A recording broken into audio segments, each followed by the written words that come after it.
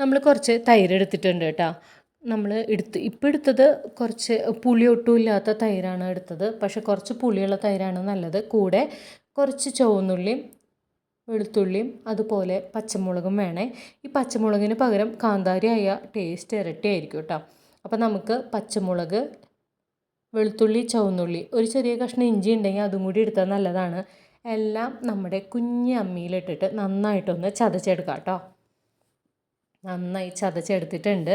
ഇനി നമ്മളിതെടുത്തിട്ട് നമ്മുടെ കലക്കി വെച്ചിട്ടില്ലേ നമ്മുടെ തൈര്, അതിൻ്റെ ഉള്ളിലേക്ക് തട്ടിക്കൊടുത്ത് നന്നായി ഒന്ന് മിക്സ് ആക്കണം കേട്ടോ. കൂടെ കുറച്ചും കൂടി ഉപ്പിടാം നമുക്ക്. അപ്പോൾ നന്നായിട്ടൊന്ന് മിക്സാക്കി കൊടുക്കാം കേട്ടോ. ഇങ്ങനെ കഴിക്കാനും നല്ല ടേസ്റ്റാണ് കേട്ടോ. പക്ഷേ നമ്മൾ ഇതിൻ്റെ കൂടെ വേറെ ഐറ്റംസ് ചേർക്കുന്നുണ്ട്. കുറച്ചും കൂടി നമ്മൾ തൈര് ഒഴിച്ച് ആ പാത്രം ഫുള്ള് എടുക്കുന്നുണ്ട്. നന്നായിട്ടൊന്ന് മിക്സാക്കി കൊടുക്കാം കേട്ടോ. ഇനിയൊരു പാൻ അടുപ്പത്ത് വെച്ചിട്ടുണ്ട്. അതിൽ കുറച്ച് വെളിച്ചെണ്ണ ഒഴിച്ച് കൊടുത്തിട്ടുണ്ട് കേട്ടോ. നന്നായി ചൂടാവുമ്പോൾ അതിലേക്ക് കടുകും ഇട്ട് പൊട്ടിക്കുക.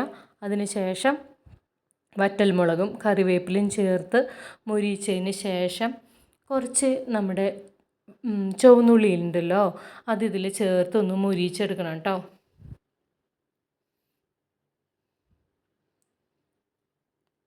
നന്നായി ഒന്ന് മുരിഞ്ഞ് വരുമ്പോൾ നമ്മൾ ചതച്ച് വെച്ചിരിക്കുന്ന കുറച്ച് മുളക് പൊടി ഇതിൽ ചേർക്കുന്നുണ്ട് കേട്ടോ. നമ്മൾ ആവശ്യത്തിന് പച്ചമുളക് ചേർത്തിട്ടുണ്ട്, എന്നാലും ഇത് കുറച്ചും കൂടി ചേർക്കുമ്പോൾ ടേസ്റ്റ് ഇരട്ടിയായിരിക്കും. നന്നായി മൂത്തതിന് ശേഷം നമ്മളവിടെ തൈര് തയ്യാറാക്കി വെച്ചിട്ടുണ്ടല്ലോ, അതിലേക്കൊന്ന് മിക്സാക്കി കൊടുത്ത് നന്നായി ഒന്ന് മിക്സാക്കാം കേട്ടോ. അങ്ങനെ നമ്മുടെ തൈര് കൂട്ടാനും ഇവിടെ റെഡി ആയിട്ടുണ്ട്. നമ്മുടെ വീട്ടിൽ വേറെ ചാറുകറിയൊന്നും ഇല്ലെങ്കിൽ പെട്ടെന്ന് തന്നെ ഇത് തയ്യാറാക്കാം കേട്ടോ. നല്ല ടേസ്റ്റാണിത്.